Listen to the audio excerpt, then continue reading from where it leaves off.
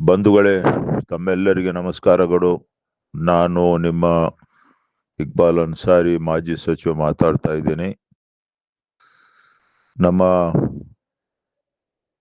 ಕಾಂಗ್ರೆಸ್ ಪಕ್ಷದ ನನ್ನ ಗ್ರೂಪಿನ ಎಲ್ಲ ಮುಖಂಡರುಗಳೇ, ಕಾರ್ಯಕರ್ತರೇ,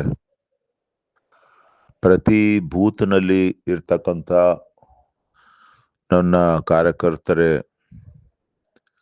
ಮುಖಂಡರುಗಳೇ, ಮಹಿಳಾ ಕಾರ್ಯಕರ್ತರೇ, ಮುಖಂಡರುಗಳೇ, ಮತ್ತು ಪ್ರತಿ ಗ್ರಾಮೀಣ ಭಾಗದಲ್ಲಿ ಇರ್ತಕ್ಕಂಥ ಸಹಿತ ಮುಖಂಡರುಗಳೇ, ನಮ್ಮ ಕಾರ್ಯಕರ್ತರೇ, ನಾನು ತಮಗೆ ಈ ಒಂದು ಆಡಿಯೋ ಮೆಸೇಜ್ ಕಳಿಸಲಿಕ್ಕೆ ಉದ್ದೇಶ ಏನಂದರೆ, SIR ಅಂತ ಹೇಳಿಬಿಟ್ಟು ಈಗ ಪ್ರಾರಂಭ ಆಗಿದೆ ಕೇಂದ್ರ ಸರ್ಕಾರದಿಂದ. ಸ್ಪೆಷಲ್ ಇಂಟೆನ್ಸಿವ್ ರಿವಿಷನ್ ಅಂತ ಹೇಳ್ಬಿಟ್ಟು ಇದನ್ನ ವೋಟರ್ ಲಿಸ್ಟಿಗೆ ಮ್ಯಾಪಿಂಗ್ ಮಾಡಿ ನಿಮ್ಮ ಹೆಸರು ಮುಂದೆ ವೋಟರ್ ಲಿಸ್ಟ್ನಲ್ಲಿ ಇದ್ದರೆ ನಿಮಗೆ ಮುಂದಿನ ದಿನಗಳಲ್ಲಿ ವೋಟ್ ಹಾಕಲಿಕ್ಕೆ ಅವಕಾಶ ಕೊಡ್ತಾರೆ. ಇಲ್ಲ ಅಂತ ಹೇಳಿದ್ರೆ, ವೋಟರ್ ಲಿಸ್ಟ್ನಲ್ಲಿ ನಿಮ್ಮ ಹೆಸರು ಬಂದಿಲ್ಲ ಅಂದರೆ ಅದು ಇನ್ನು ಈ SIRನ ಪ್ರಕ್ರಿಯೆ ಸುಮಾರು ಅಕ್ಟೋಬರ್ವರೆಗೆ ಬೇರೆ ಬೇರೆ ಬೇರೆ ಬೇರೆ ತರಹ ಪ್ರಕ್ರಿಯೆ ಇರ್ತದೆ.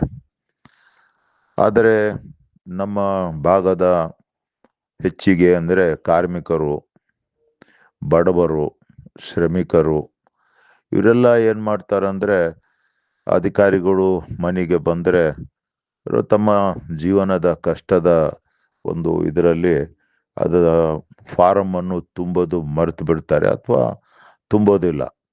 ಅದು ನಾನು ಅವರಿಗೆ ಮನವಿ ಮಾಡ್ಕೊತಾ ಇದ್ದೀನಿ. ವಿಶೇಷವಾಗಿ ಬಡವರಿಗೆ, ಕಾರ್ಮಿಕರಿಗೆ, ಶ್ರಮಿಕರಿಗೆ, ರೈತರಿಗೆ, ಇವರೆಲ್ಲ ಸಣ್ಣ ಸಣ್ಣ ವ್ಯಾಪಾರಸ್ಥರಿಗೆ, ಬೀದಿ ಬದಿ ವ್ಯಾಪಾರಸ್ಥರಿಗೆ, ಇವರೆಲ್ಲರಿಗೆ ಅಂದರೆ ಈ ದೊಡ್ಡವರಿಗೂ ಸಹಿತ ಅನ್ವಯ ಆಗುತ್ತದೆ.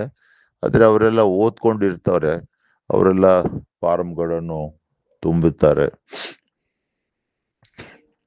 ಆದರೆ ಈ ವಾರ್ಡ್ಗಳಲ್ಲಿ ಮತ್ತು ಪ್ರತಿಯೊಂದು ಗ್ರಾಮಗಳಲ್ಲಿ ಏನು BLO ಅಂತೇಳಿ ಬರ್ತಾರೆ, ಬೂತ್ ಲೆವೆಲ್ ಆಫೀಸರ್ ಅಂತ. ಆ ಬೂತ್ ಲೆವೆಲ್ ಆಫೀಸರು ಒಂದೊಂದು ಮನೆಗೆ ಎನಾಮರೇಷನ್ ಫಾರ್ಮ್ ಅಂತ ಹೇಳ್ಬಿಟ್ಟು ಕೊಡ್ತಾರೆ, 2 ಫಾರ್ಮ್ಗಳು. ಆ ಫಾರ್ಮ್ ಏನಿದೆ, ನಮ್ಮ ಬಡವರು, ಕಾರ್ಮಿಕರು, ರೈತರು, ಶ್ರಮಿಕರು ಯಾರ್ಯಾರಿದ್ದಾರೆ, ಬೀದಿ ಬದಿ ವ್ಯಾಪಾರಸ್ಥರು, ಸಣ್ಣ ವ್ಯಾಪಾರಸ್ಥರು ಅಥವಾ ಓದಲಾರ್ದವರು, ತಾವೇನು ಸಹಿತ ನಾಚಿಕೆ ಪಡಲಿಕ್ಕೆ ಹೋಗಬಾರ್ದು. ಅಕ್ಕಪಕ್ಕದಲ್ಲಿ ಓದಿರ್ತಕ್ಕಂಥ ಹುಡುಗರು, ನಮ್ಮ ಕಾರ್ಯಕರ್ತರಿಗೆ ನಾನು ಮನೆಗೆ ಕಳಿಸ್ತೀನಿ. ತಾವೇನಪ್ಪ ಅಂದರೆ ಅದರಲ್ಲಿ ಇರ್ತಕ್ಕಂಥ ಪ್ರಶ್ನೆಗಳನ್ನು ನಮ್ಮ ಪ್ರತಿನಿಧಿಗಳು, ನನ್ನ ಕಾಂಗ್ರೆಸ್ ಪಕ್ಷದ ನನ್ನ ಗ್ರೂಪಿನ ಪ್ರತಿನಿಧಿಗಳು ತಮ್ಮ ಮನೆಗೆ ಬರ್ತಾರೆ. ಅವರು ಅದರಲ್ಲಿ ಇರ್ತಕ್ಕಂಥ ಪ್ರಶ್ನೆಗಳನ್ನು ತಮಗೆ ಕೇಳ್ತಾರೆ. ಕೇಳಿದರೆ ಸರಿಯಾಗಿ ತಾವು ಮಾಹಿತಿ ಕೊಡಿ. ಸಂಪೂರ್ಣವಾಗಿ ಅದು ತುಂಬಿದಾದ ನಂತರ ಅದನ್ನು ಮತ್ತೆ ಪುನಃ BLO ಅಂತೇಳಿ ಅವರಿಗೆ ಕೊಡಬೇಕು. BLA2ಗಲ್ಲ, BLOಗೆ, ಬೂತ್ ಲೆವೆಲ್ ಆಫೀಸರ್ಗೆ ಅದನ್ನು ಕೊಡಬೇಕು.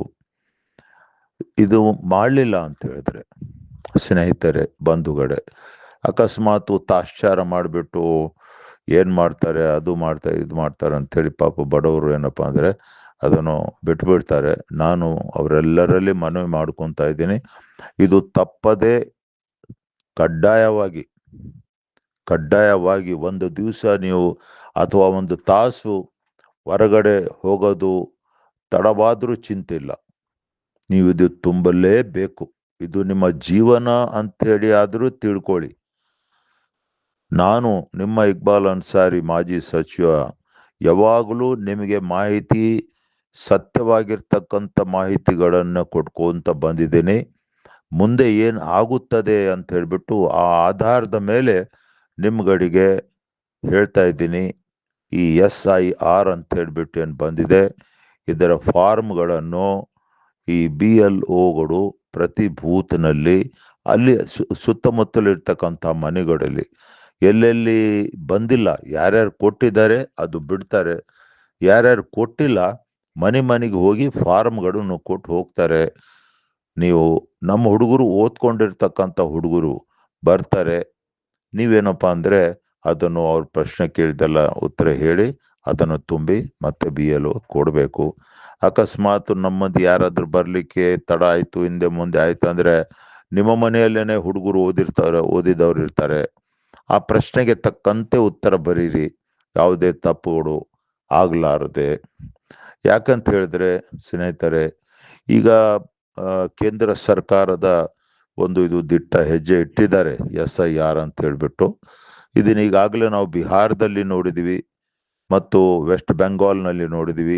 ವೆಸ್ಟ್ ಬೆಂಗಾಲ್ನಲ್ಲಿ ಸುಮಾರು 90 ಲಕ್ಷ ಮತದಾರರು ಈ ಮತಪಟ್ಟಿಯಿಂದ ಹೊರಗಡೆ ಆಗ್ಬಿಟ್ಟಿದ್ದಾರೆ.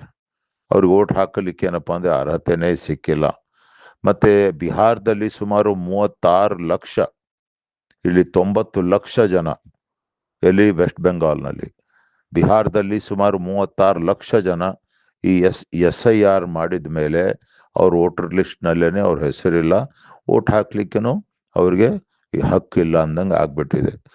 ಈ ಥರ ನಮ್ಮ ಕರ್ನಾಟಕದಲ್ಲಿ ಸಹಿತ, ನಮ್ಮ ಕೊಪ್ಪಳ ಜಿಲ್ಲೆ ಮತ್ತು ಗಂಗಾವತಿ ಈ ಭಾಗದಲ್ಲಿ ಸಹಿತ ಅಕಸ್ಮಾತ್ ಆಗಿಲ್ಲ ಅಂತ ಹೇಳಿದ್ರೆ ಮುಂದಿನ ಯಾವುದೇ ಚುನಾವಣೆಗಳಲ್ಲಿ ಬಹುಶಃ ಕೇಂದ್ರ ಸರ್ಕಾರ ಇದೆಲ್ಲ ಪ್ರಕ್ರಿಯೆ ಆದಮೇಲೆ ಮತ್ತೆ ಅಧಿಸೂಚನೆಗಳನ್ನು ಹೊರಡಿಸ್ಬೋದು, ಕಾನೂನುಗಳನ್ನು ಮಾಡಬಹುದು. ಏನಂದ್ರೆ ಮತಪಟ್ಟಿಯಲ್ಲಿ ವೋಟರ್ ಲಿಸ್ಟ್ನಲ್ಲಿ ಯಾರು ಇಲ್ಲ ಅವ್ರಿಗೆ ಓಟ್ ಹಾಕೋದು ಹಕ್ಕಿಲ್ಲ, ಅವ್ರಿಗೆ ಓಟ್ ಹಾಕೋದು ಹಕ್ಕು ಇಲ್ಲ ಅಂಥೇಳಿ ಹೇಳಿದ ಮೇಲೆ ಮುಂದೆ ಬೇರೆ ಬೇರೆ ಥರ ಕಾನೂನು ಸಹಿತ ಬರ್ಬೋದು. ಯಾವುದೇ ಸೌಲಭ್ಯತೆಗಳು ಸಿಗ್ಲಿಕ್ಕಿಲ್ಲ, ಎಲ್ಲ ಸೌಲಭ್ಯತೆಗಳು ಎಲ್ಲ ಬಂದಾಗಬಹುದು, ಹೇಳಲಿಕ್ಕೆ ಆಗೋದಿಲ್ಲ. ಯಾಕಂತಿದ್ರೆ ಈ ಪ್ರಕ್ರಿಯೆ ಮುಗಿದ ಮೇಲೆ ಮತ್ತೆ ಕೇಂದ್ರ ಸರ್ಕಾರ ಮುಂದಿನ ಹೆಜ್ಜೆ, ಮುಂದಿನ ಏನೋ ಕಾನೂನು ಏನು ಮಾಡ್ತಾರೆ ಅದು ಗೊತ್ತಾಗೋದಿಲ್ಲ. ಅದಕ್ಕೆ ಇದು ಬಹಳ ಮಹತ್ವದಾಗಿದೆ ಅಂತೇಳಿ ತಮ್ಗಳಿಗೆ ತಿಳಿಸ್ಲಿಕ್ಕೆ ಬಯಸ್ತೀನಿ. ಇದು ಏನಾದರೂ ನೀವು ತಾತ್ಸಾರ ಮಾಡಿ, ನೀವು ನೆಗ್ಲೆಕ್ಟ್ ಮಾಡಿ, ಇದನ್ನು ಬಿಟ್ಬಿಟ್ರೆ, ಮರ್ತು ಬಿಟ್ರೆ, ದಯಮಾಡಿ ಮುಂದಿನ ದಿನಗಳಲ್ಲಿ ಕಷ್ಟಗಳನ್ನು ಎದುರಿಸ್ಕೊಳ್ಳಿಕ್ಕೆ ಹೋಗಬೇಡಿ. ನನ್ನ ಮಾತುಗಳನ್ನು ಕೇಳಿಕೊಂಡು ಪ್ರತಿ ಒಬ್ಬರು ನಮ್ಮ ಗಂಗಾವತಿಯಲ್ಲಿ ಮತ್ತೆ ಇಡೀ ಕೊಪ್ಪಳ ಜಿಲ್ಲೆಯಲ್ಲಿ ಇರ್ತಕ್ಕಂಥ ಪ್ರತಿ ಒಬ್ಬರು ಸಹಿತ ಯಾರು ಹೊರಗಡೆ ಉಳಿಯಲಾರದೆ ಎಲ್ಲರೂ ವೋಟರ್ ಲಿಸ್ಟ್ನಲ್ಲಿ ಇರುವಂಗೆ ನಿಮ್ಮ ಕರ್ತವ್ಯ ಸಹಿತ ಆಗುತ್ತದೆ. ಮತದಾರರಾಗಿರ್ತಕ್ಕಂಥ ನೀವು ನಿಮ್ಮ ಕರ್ತವ್ಯ ಸಹಿತ ಆಗುತ್ತದೆ.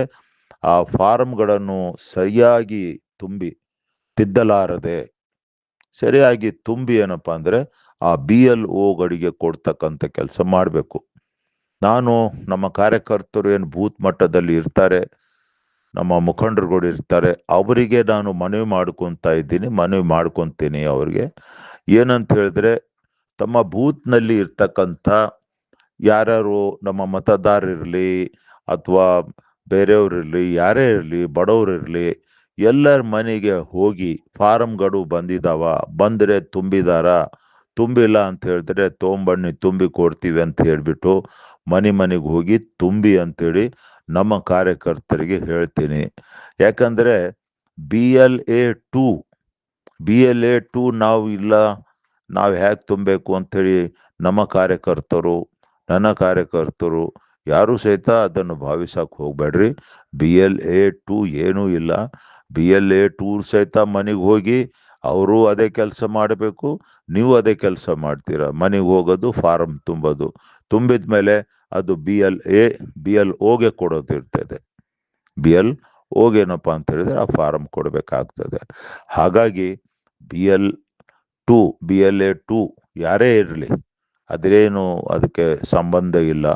ನೀವು ಏನಪ್ಪ ಅಂದ್ರೆ ನಮ್ಮ ಕಾರ್ಯಕರ್ತರೇನಿದ್ದೀರಾ ಬೂತ್ ಮಟ್ಟದಲ್ಲಿ ಪ್ರತಿ ಮನೆಗೆ ಹೋಗಿ ಒಬ್ರಿಗೆ ಸಹಿತ